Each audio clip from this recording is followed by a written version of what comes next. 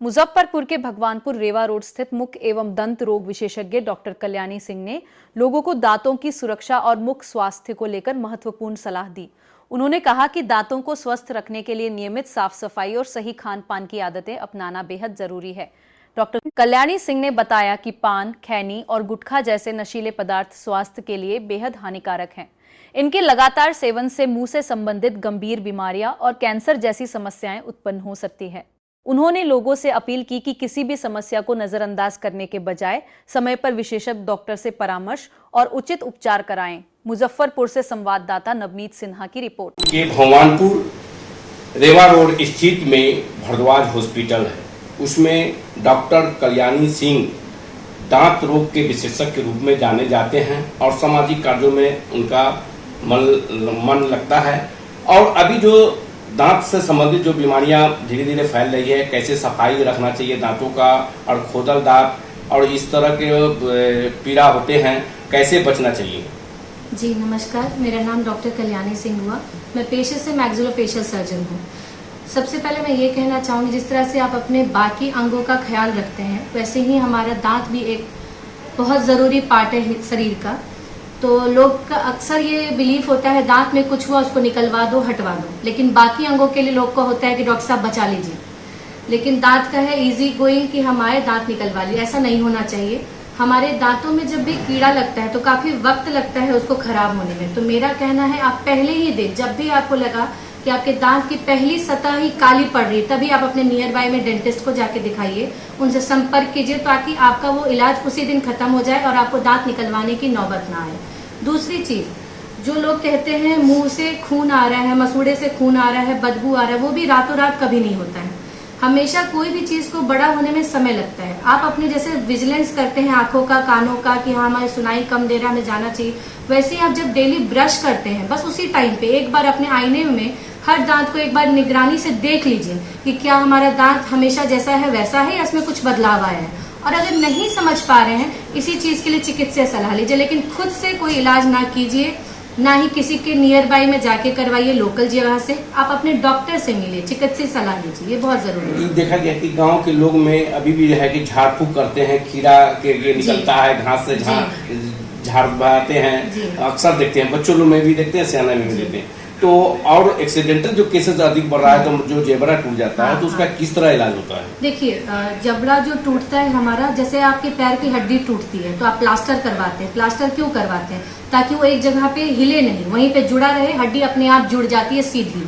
उसी प्रकार हम अपने मरीजों को बोलते हैं, देखो जबड़ा टूटा है, जबड़ा जुड़ तो जाएगा, लेकिन उसके लिए सर्जन या फिर सर्जरी की जरूरत इसलिए है ताकि वो सीधा जुड़े, तरीके से जुड़े। इसलिए हम ऑपरेट करते हैं, हम उसमें प्लेट लगाते हैं। प्लेट और स्क्रू के सहारे से हम आपके जैसे पहला चेहरा था उसको पूरी तरह बनाने की कोशिश करते हैं कि हाँ हम जबड़े को जबड़े के साइज और शेप के अनुसार जोड़ दें। और ये भी मेरा कहना है सबसे कि हम बहुत बार मैंने सुना है कि थोड़ी दूर के लिए तो जा रहे थे मैडम, इसलिए हेलमेट नहीं लगाया।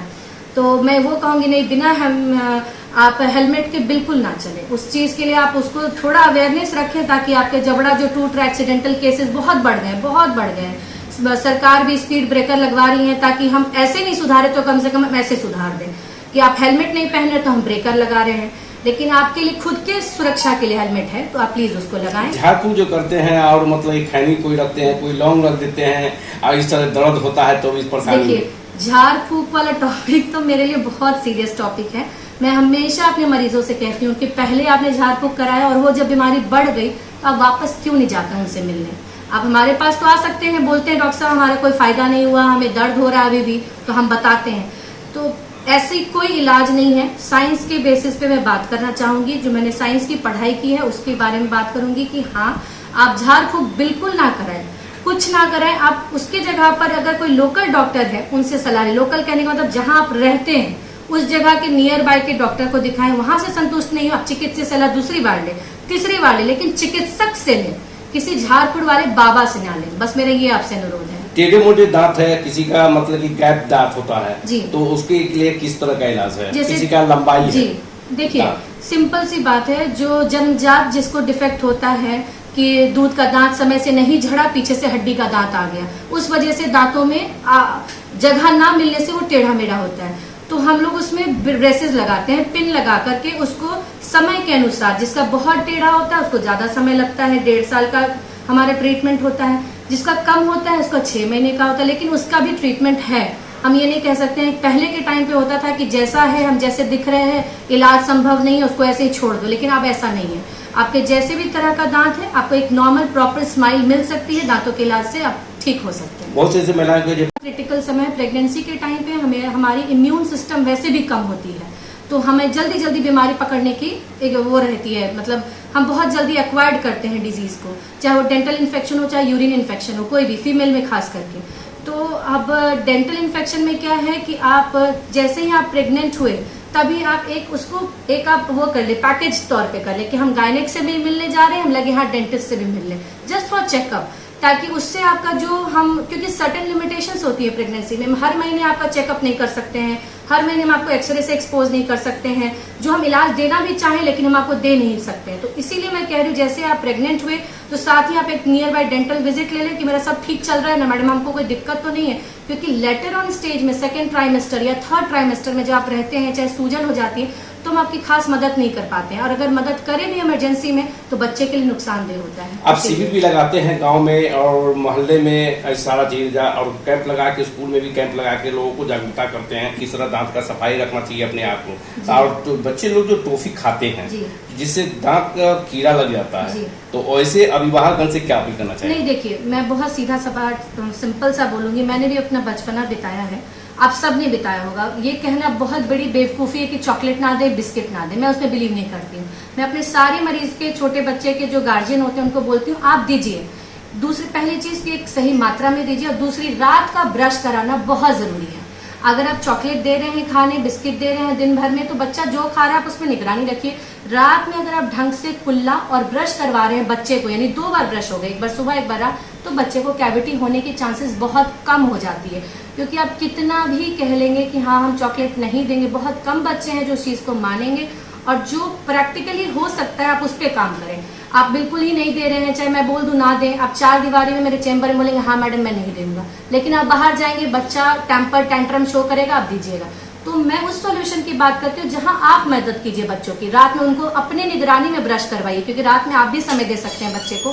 सुबह आप दफ्तर के लिए जल्दबाजी में रहते हैं, रात में आप अच्छे से खड़े होकर ब्रश और कुल्ला करवाइए, ताकि आपके बच्चे के दांत स्वस्थ रहें। लोगों से क्या अपील करना चाहेंगे, किस तरह मतलब कि दांतों का देखभाल करना चाहिए? देखिए, मैं सबसे पहले तो कुछ ही दिन पहले मेरे खुद के ओपीडी में एक केस हुआ, जिसमें उन्होंने बोला कि वो बाहर कहीं से आए और उन्होंने सुना कि मेरे दांत, किसी के नॉन फैमिली में दांत निकालने से उनको कैंसर हुआ। तो पहली चीज तो मैं बोलूंगी, ये बहुत बड़ा मिथ है, मैं ओपनली बोलूंगी, क्योंकि मेरी खुद की ट्रेनिंग हुई है धर्मशिला नारायणा हॉस्पिटल में, मैंने 3 साल वहां काम किया है। ऐसा कभी भी नहीं है कि दांत निकालने से होता है। अगर ऑलरेडी कैंसर दांत के नीचे पनप रहा है और किसी अनभिज्ञ डॉक्टर से आपने दिखाया जिसकी कैंसर की ट्रेनिंग नहीं है और उसने दांत निकाल दिया, तो जो अंदर पनप रहा है उससे स्टेजिंग बढ़ जाती है, तो लोगों के दिमाग में होता है धारणा कि दांत निकाला तो कैंसर हुआ। ऐसा नहीं है, पहली चीज। और दूसरा मैं कहूंगी कि आप दांत को प्लीज सीरियसली लीजिए, और कोई भी चीज अगर आपको खाल में, मसूड़े में, होंठ में, जीभ पे कोई भी बदलाव दिखती है तो उसके जो स्पेशलिस्ट हैं उनसे मिलिए। क्योंकि यहाँ मैं देख रही हूँ अपने नियर बाय में, अपने सिटी में, मुजफ्फरपुर खास करके, जिनको ये पेशेंट को ये तक नहीं पता है किस जगह कब जाना चाहिए। बुखार सर्दी है तो किस डॉक्टर से मिलना चाहिए, पेट में दिक्कत है तो किस में, दांत में है तो किस, वो ENT भी चले जाते हैं। ENT मतलब है ईयर नोज थ्रोट, उनका कोई लेना देना नहीं है दांत से। और हमारी 5 साल की पढ़ाई दांतों की है, तो हमें उनसे ज्यादा पता है। तो मैं ये चीज चाहती हूँ, समय, हर बीमारी का सबसे की रोल है टाइम। आप किस टाइम डॉक्टर के पास पहुंच रहे हैं। हमारे पास अगर छोटा सा छाला लेके भी मरीज आता है और उस समय पे आता है तो हम बिल्कुल उसको बचा सकते हैं। युवा पीढ़ी जो है सिगरेट, पान, गुटखा और ये सब खाते हैं और तरह तरह के मतलब नशीला पदार्थ खाते हैं, युवा से खास कर क्या अपील? देखिए, बहुत सुंदर जिंदगी दी है ऊपर वाले ने। मैं सबसे ये, मतलब युवा हो या बड़े हो, सबको मैं ये कहूंगी, अगर आपको ऐसा लगता है कि आपका सोशल सर्किल ऐसा है जहाँ पे आपको दे दिया जा रहा है और सर्किल में बैठना आपकी मजबूरी है। मेरे ही 4 दोस्त हैं, 4 दोस्त अगर वो कुछ खाते पीते हैं और मैं वहां बैठ रही हूँ, जो अमूमन सुनती हूँ मैं कि अरे फलनवा ने दे दिया, तो ये सर्किल जो अगर आता है, अगर उससे आपको लग रहा है कि आपको खराबी हो रहा है तो प्लीज उसको छोड़ दीजिए, क्योंकि कोई सोशल स्टिग्मा नहीं है। बहुत बुरी हालत होती है कैंसर मरीजों की, उसके घर वालों पे बहुत बुरा असर होता है। मरीज तो झेलता ही है, लेकिन उसके पीछे की स्टोरी जो होती है वो बहुत बुरी होती है। और हर घर में, अब पहले था कि लोग मुंह से बीमारी भी नहीं नाम बोलते थे कैंसर, अब ये है हर 5वें 6ठे आदमी को सुनते हैं उस परिवार में उसको इस तरह का कैंसर हो गया, उस परिवार में, मतलब लाइक डायबिटीज और हाइपरटेंशन की तरह ये फैल रहा है। तो ये बिल्कुल बिल्कुल देखिए, तंबाकू बनाने वाला बनाएगा, वो बेचेगा, आपके ऊपर चॉइस है आप क्या खरीदेंगे। आप तंबाकू खरीदने जा रहे हैं तो आपको खुद पता है, आप खुद जहर खरीद रहे हैं, आज ना कल वो कन्वर्ट होगा और डेफिनेटली होता है, किसी ना किसी रूप में वो आपको मारता ही है। तो मैं यही अनुरोध करूंगी खास करके युवा से कि आप प्लीज प्लीज प्लीज अपने जिंदगी को स्पॉइल ना करें। अगर आपको लत लग गई है तो बहुत सारे सेंटर्स हैं जहां टोबैको सिजेशन सेंटर होता है, जहां आपकी लत को निकोटीन की है, बहुत सारी चीजें हैं, उस पर आप जागरूकता रखिए। अगर आपकी लत नहीं छूट रही है, हैबिटेट सेंटर है, वहां जाकर के आप सुधारिए अपने आप को, और पेरेंट्स उनको प्लीज मदद कीजिए। जो भी ड्रग अब्यूज बच्चे होते हैं कि हाँ बहुत ओवर यूज कर रही है ड्रग को, मैंने बहुत केसेस ऐसे देखे हैं। एक्सीडेंटल क्यों हुआ, ड्रग ओवरलोडेड था, बाइक से टकरा गया, गिर गया, तो ऐसे केसेस हैं। हफीम लेने लगते हैं लोग, तो ये ना करें, बिल्कुल बिल्कुल ना करें, इससे बहुत बहुत बुरा असर, पूरा परिवार चला जाता है इसमें, सिर्फ बच्चा ही नहीं जाता है।